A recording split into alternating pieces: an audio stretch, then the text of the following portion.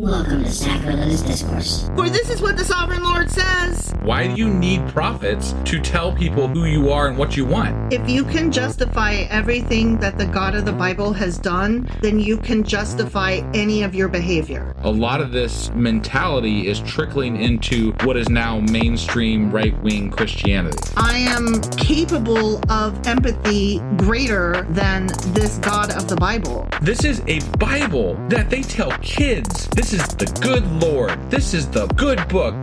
He is fantasizing about murder, mass murder. Head over to sacrilegiousdiscourse.com right now to find out how to leave us a review or support us on Patreon.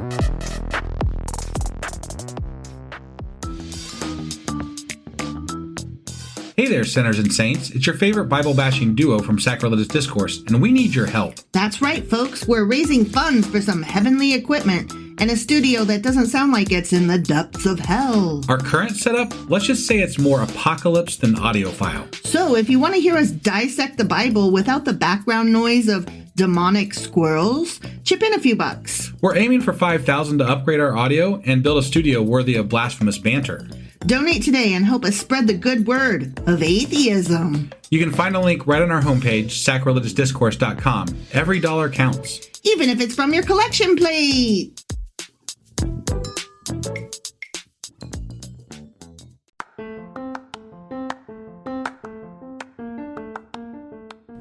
Welcome to Sacrilegious Discourse. I'm husband. And I'm wife. Together, we're reading the Bible for the very first time.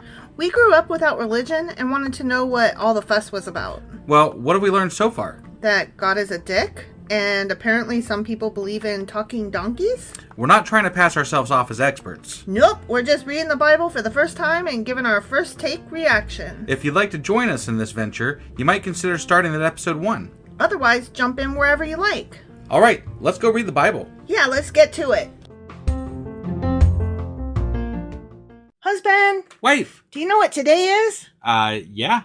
It's Q&A Saturday. That is right. And We're talking about Satan. oh, yeah.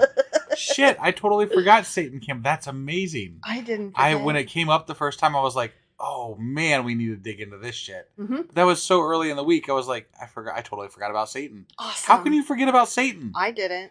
Fuck. I took notes. You took notes? I took notes. Good notes? Mm-hmm. Awesome. Mm-hmm. Well, are you ready to go talk about Satan? I am ready to talk about Satan. Let's go talk about Satan. Satan.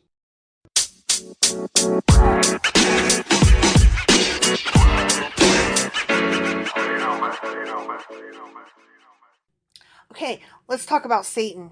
Okay. Are you let's talk- ready? Yeah, I'm ready to talk about Satan. What do you know about him? I know that Satan is like the biggest, baddest, worst thing in the Bible that Christians always talk about. He's the big bad. This is Satan, for Christ's sake.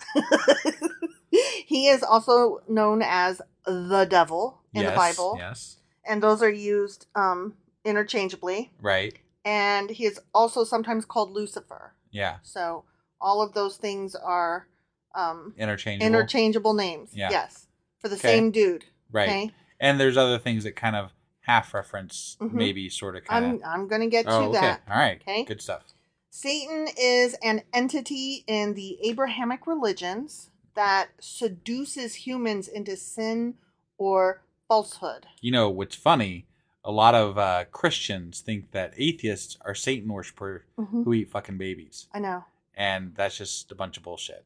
Yeah. Like, Just for the record, any Christians out there listening currently, we do not eat babies, and we are not Satan worshippers. because we don't believe in Right. Satan. The whole point of being a fucking atheist is you don't believe in. Higher powers. Yeah. Magical beings. That includes fucking Satan. Sky daddies and underworld baddies. Right. Yeah. So in Judaism, Satan is seen as an agent subservient to God. Okay? Okay. And I'm going to get back to that in a minute. That okay? almost sounds like he works for him. Mm-hmm. Okay. Well, I will get into that in a minute, but you know, Lucifer is one of God's angels who fell. Right. So yes. yeah, he would work for God. Right. But I mean, most people put them at odds, though. Right. So. Right. Just saying. Exactly. The term may also be taken as a metaphor for someone with an evil inclination. Got it. So, sometimes you will say in the Bible, it will say something about the devil, and they mean a specific entity that is doing the tempting, and then other times they mean that you are of the devil, meaning You're that acting like the devil, basically. you're just evilly. Got it. You're doing evil. Right. Stop. Yeah.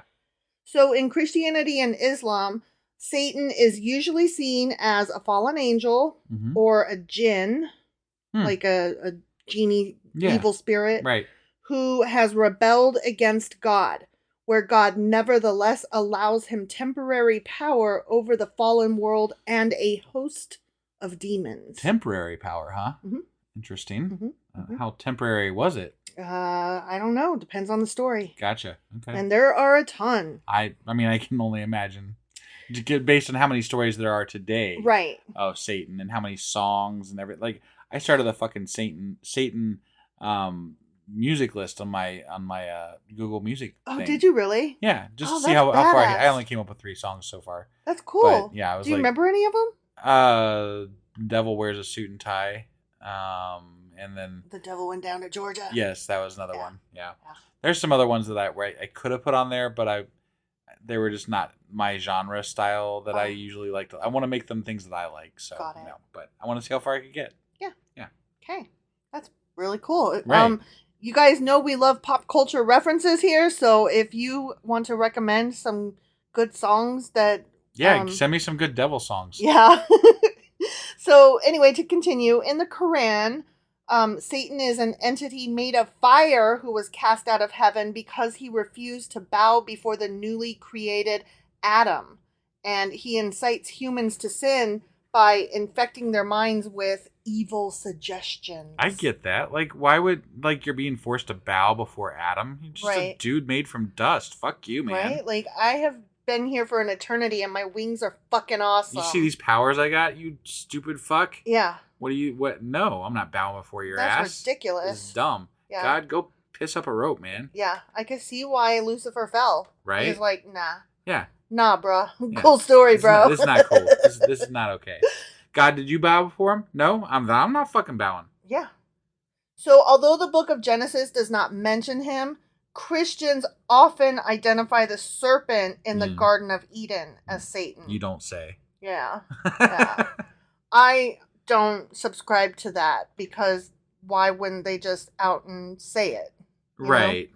Like, they're telling there's a lot of things that when you get into Christianity that aren't outright said in the Old Testament, but they still ascribe these things to them. Right. So right.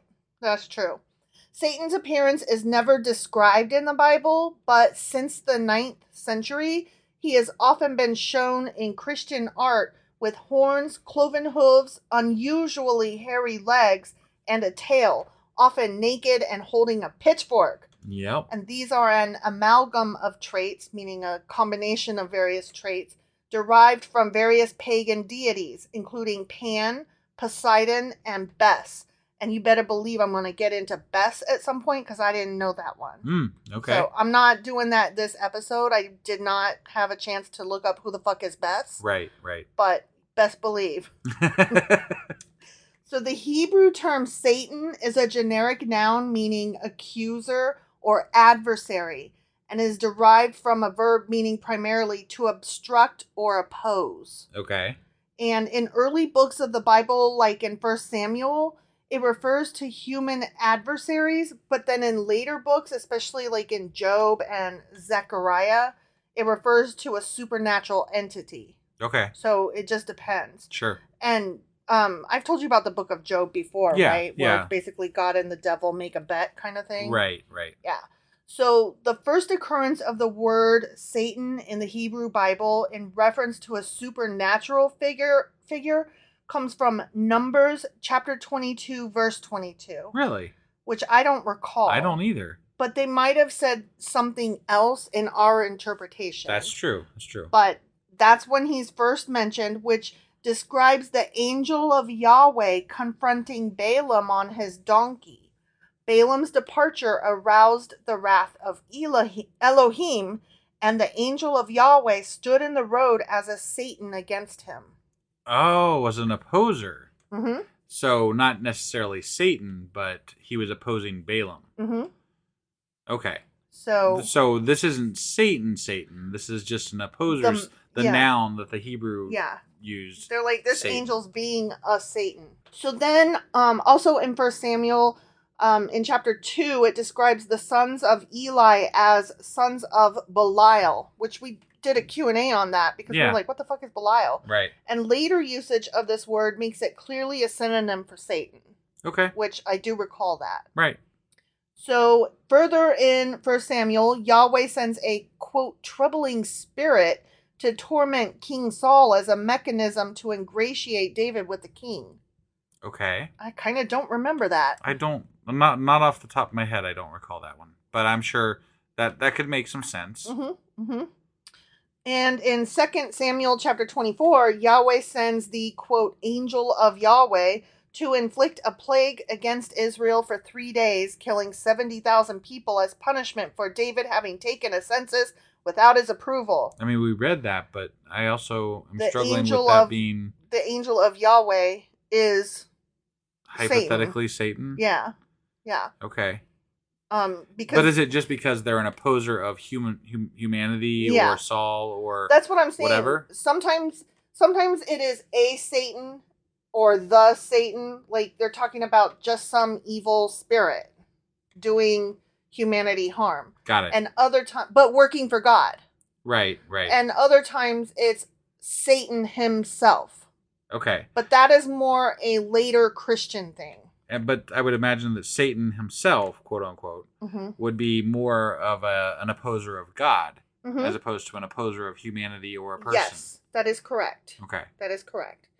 So First Chronicles repeats that story, but replaces the words angel of Yahweh with an entity referred to as a Satan. And that's where we just were reading and we're like, I'm sorry, what? Right. Because that was First Chronicles chapter 21. Yeah, yeah. So, that is where we are now. Okay. All right, yeah. Going back to 1 Kings, the prophet Micaiah describes to King Ahab a vision of Yahweh sitting on his throne surrounded by the host of heaven. I remember that. Yeah. And Yahweh asked the host, which of them will lead Ahab astray? And then a spirit whose name is not specified, but who is analogous to the Satan, volunteers to be, quote, a lying spirit in the mouth of all his prophets. Got it. And remember, we did a Q&A about that too. Yeah. And there was no consensus on whether that guy who spoke was actually Satan, a Satan, an angel, what? Well, the addition of a Satan versus the Satan, or the Satan, whatever you know, the correct analogy is, or whatever. Right. Brain. But regardless of the Satan or a Satan, I lost my complete train of thought. You used my brain opposed me. My brain was Satan just then. It's opposing me. You used the wrong article, and then you called the article a pronoun or something. Right. And then you were like, I cannot. No, my brain got stuck. Yeah. I don't remember what I was going to say now. Okay, I'm sorry. It was going to be something really fantastic, and you all really just missed out on something like so amazing. Doubt it. Anyways. So the Satan appears in the book of Job, which I mentioned earlier, which is a poetic dialogue between God and Satan. That's a nice way to describe what happened there, which may have been written around the time of the Babylonian captivity, which is interesting since that's about where we're at. Yeah. And in that text, Job is a righteous man favored by Yahweh. And in Job, it describes the sons of God presenting themselves before Yahweh, and Yahweh asks one of them, the Satan, where he has been, to which he replies that he has been roaming about the earth. And that's when God's like, have you checked out my guy, Job over here? Right. And that's when that happens. Right. So. Not that, he wasn't that favored. He gets he's like, yeah, go fuck with him. Yeah. You know? Right. Yeah. Very uncool. Right. The book of Enoch, which is from the Dead Sea Scrolls. Okay. It contains unique material on the origins of demons and Nephilim. Oh, interesting. Why some angels fell from heaven, and an explanation of why the Genesis flood was morally necessary, and some prophetic exposition on the 1,000-year reign of the Messiah. Interesting. Yeah. That's really cool. So the Book of Enoch, which the Dead Sea Scrolls revealed, was nearly as popular as the Torah. Wow. In its time. Yeah. Wow. That's what the Dead Sea Scrolls revealed, that it was nearly as popular as the Torah. But then it just disappeared. Yeah, we don't really know. I mean, the Dead Sea Scrolls was a big thing, right? Yeah. So, they got rediscovered after 1,000 years or whatever. Well, I mean, think about it. What happened to so many things during the Babylonian exile. Right, that's true. So, that's true. It's amazing that we found anything to begin with, and then that we found some things like the Dead Sea Scrolls later is further amazing. Right. I think it's funny because there was a lot of talk about how they're not going to publish these things at the time. And we're talking 30 or 40 years ago or whatever, right? Right. But, there was all kinds of worry about how it would disprove God. And I'm like, well, the Bible does a fine job of that on its own. Yeah. Guys. Yeah. I don't really think you can fuck this up anymore. No. And, anyway, what, is your God so weak? Right, yeah. Is your faith so weak that you can't stand it being shook up by some mere, I don't know, words? Right. So, the Book of Enoch describes a group of 200 angels known as the Watchers, who are assigned to supervise the earth. Which, do you remember that show, Fringe, that we watched? Yeah. And they had the Watchers. They had the Watchers who were assigned to supervise the earth, Interesting, right? yeah. And I wonder if this is where they got took those it from. That, yeah. Yeah. That's interesting. That was a great show, by the by. It was. Anyway, the Watchers were assigned to supervise the earth, but instead abandoned their duties, and they have sexual intercourse with human women. Those fuckers. Yeah. Man. So that's what the Book of Enoch talks about. That's how the Nephilim are come about. Oh, okay. And so one member of the group of Watchers, known as Azazel, spread sin and corruption among humankind. And the Watchers are ultimately sequestered in isolated caves across the earth and are condemned to face judgment at the end of time. Oh. And I don't know if you remember, but Be careful what caves you crawl into. Well, as I was saying, I don't know if you remember, but we are watching, we're towards the end of Supernatural. I think there's only 2 more seasons because we're behind. Oh, obviously. Yeah. But where we were at, that boy Jack opened some caves in the ground. Yeah. And that's what he was talking about, letting loose. Okay. So that's interesting. That is interesting. So the Book of Jubilees, which I don't know anything about, was written around 150 BC. Okay. And it retells the story of the Watchers' defeat, but in deviation from the Book of Enoch, this guy Mastema, the chief of spirits, intervenes before all of their demon offspring are sealed away, and he requests that Yahweh let him keep some of them to become his workers. Is this so? These are the demons. Mm-hmm. Is that okay? Mm-hmm. Got it. Yeah, and the head guy Mastema is like, I'm the master. Right. I'm Mastema, and I need some of these angel baby bad boy demons as my slaves. Right. So Yahweh acquiesces. Huh. And Mastema. Even in supernatural entities, slavery is okay. Yeah. Okay, but this part is so cool. Ready for this? I'm ready. Mastema uses them to tempt humans into committing more sins so that he may punish them for their wickedness. And one of those sins was he induced Yahweh to test Abraham by ordering him to sacrifice Isaac. Oh my God. Seriously? It's an apologist take on the Abraham story? Even? Yes. That's such bullshit. It's not God's fault. He had his arm twisted. That's bullshit. By Mastema. That is bullshit. Right? This all-powerful motherfucking being. It's bullshit enough that there's this fucking God that supposedly has control over all of our lives or whatever, and whatever. And then he's like, how much do you have faith in me? How much? Show me. Kill him. Do it. But just kidding. Why else would you have an apologist thing written in, what was it, 150 AD? Or? AD. Okay. Why would you have somebody write an apologist account unless, even back then, they were already starting to go, this stuff is God's a little bit of a dick here, you know? Yeah. Maybe we should, tone him down and give him a reason why that happened, because That was a dick move, man. And they were like, how can we make this seem better? And instead they made God seem weak. It's just, I mean, but like, okay, but it just proves that none of this is real because they're just constantly making up excuses for this and that and rewriting. I mean, the shit that we're reading right now with the Chronicler. Yeah. I mean, he's just rewriting what he fucking wants to rewrite. Yep. It's crap. I don't understand why it's included as canon in the Bible. Like, look at this rewriting. Yeah. Why? No, I can't imagine being the person sitting there editing a new version of the Bible and saying, yeah, let's just keep this shit in. Whatever. I mean, it only detracts completely from the other thing. I mean, I can understand it if it's like, this book is a collection of ancient texts, some of which oppose each other. That would be cool if that's how it was introduced. But it's not. It's introduced as this book is the good word. It is God's word, and every word of it 100% is true, and you need to believe the whole thing. Right. No, if somebody came up to me and said, hey, I believe in God. Oh, really? Okay.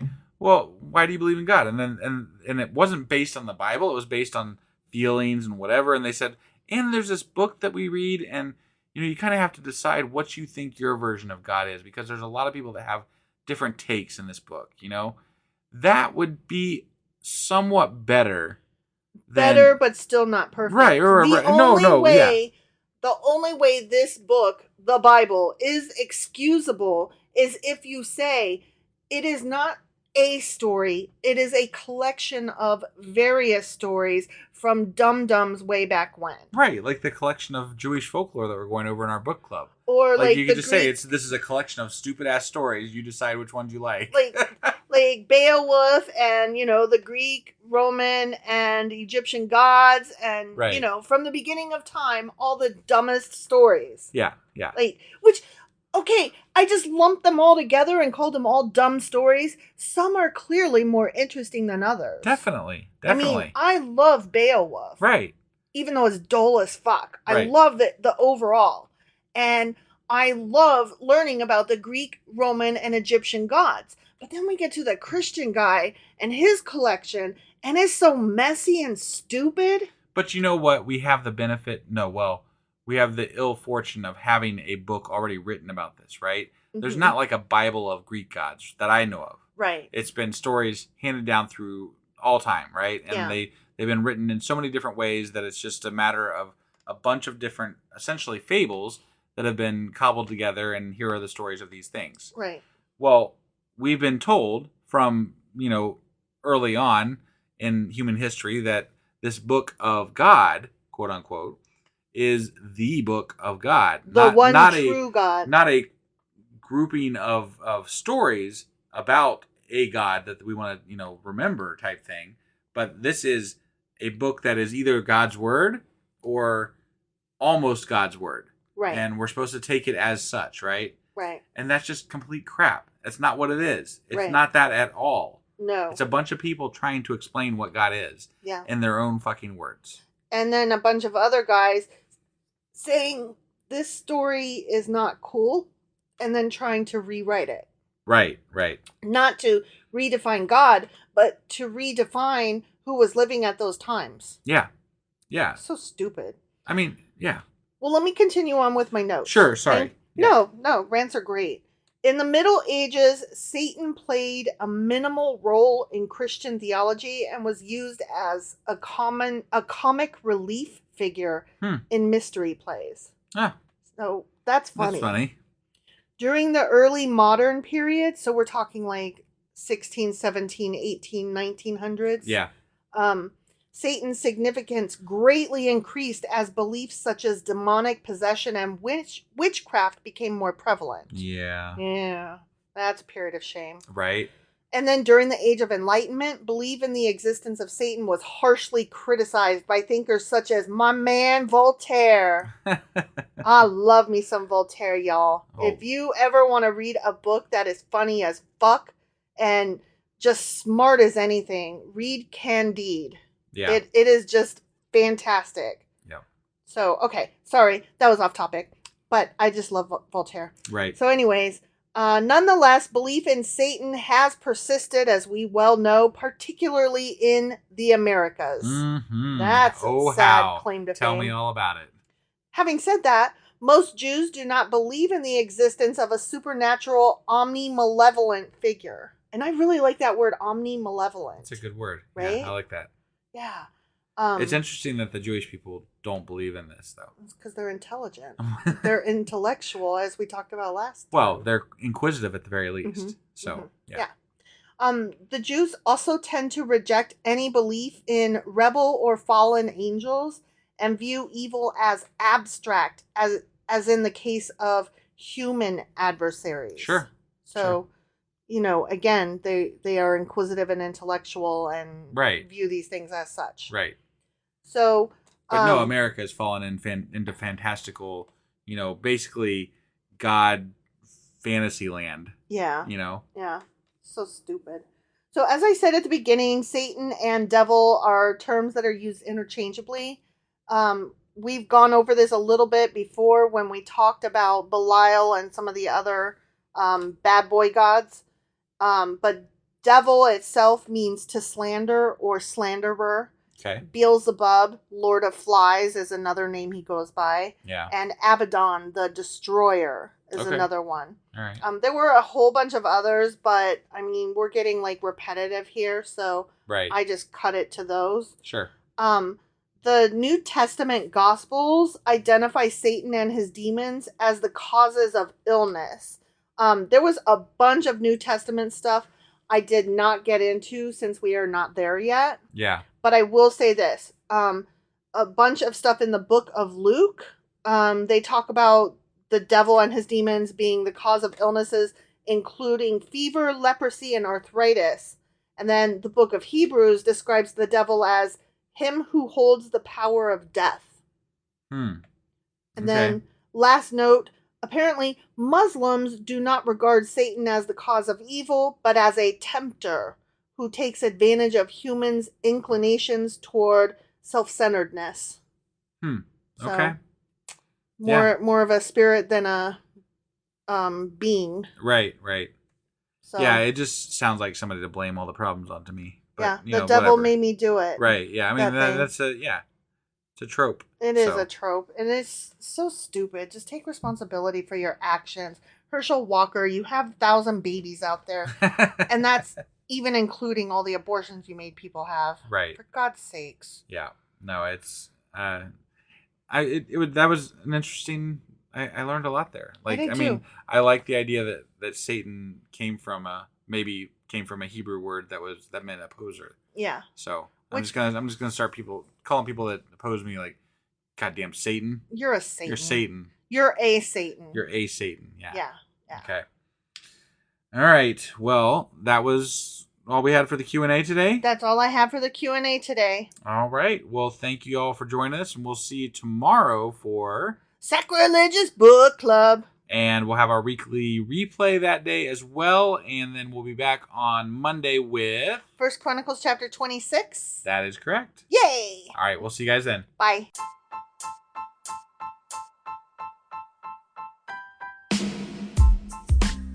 Hey, wife, I guess that's the end? But husband, that's just sad. It doesn't have to be. We are on lots of social media platforms like Twitter. Our handle there is sacrilegious_D. For D's nuts. Oh my God. Stop doing that. Anyway, we're also on Facebook, Instagram, and Pinterest. There's a link to all of our social media sites at our website. Ooh, we have a website? Yeah, it's sacrilegiousdiscourse.com, where you can also find a link to our merch shop. We have a merch shop? Yep, we have podcast-themed clothing, mugs, notebooks, and more, as well as an atheist and science-themed products. Wow, our fans should really go check that out right now. Definitely. They can get in touch with us by sending an email to sacrilegiousdiscourse@gmail.com. But before they do that, we could really use some help. Oh yeah? With what? Well, it's not free running the podcast, and we need some financial support in order to get better equipment, which will free up time so we can concentrate on our podcast and our fans. Okay, so what should they do? Head over to patreon.com/sacrilegiousdiscourse and sign up as a contributor on our podcast. Supporters there receive additional bi-weekly episodes that we record just for our Patreon members for as little as $2 a month. Also, we'd really appreciate it if you would like and subscribe on whatever platform you're using. And Apple Podcast reviews help us out tremendously. Like and subscribe. Leave an Apple review. Join us on Twitter. Support us on Patreon. That's a lot of instructions. Don't forget to say thanks. Thanks. Okay, bye.